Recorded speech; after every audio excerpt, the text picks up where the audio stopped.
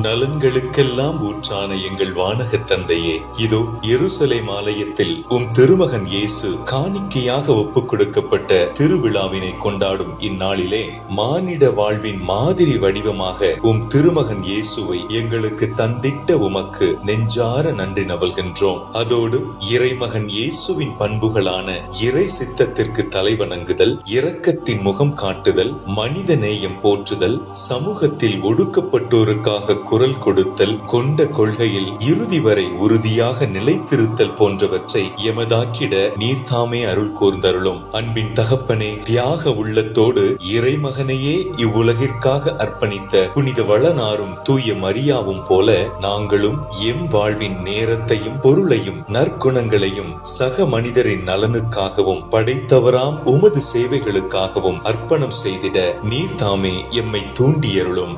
ஆமேன்.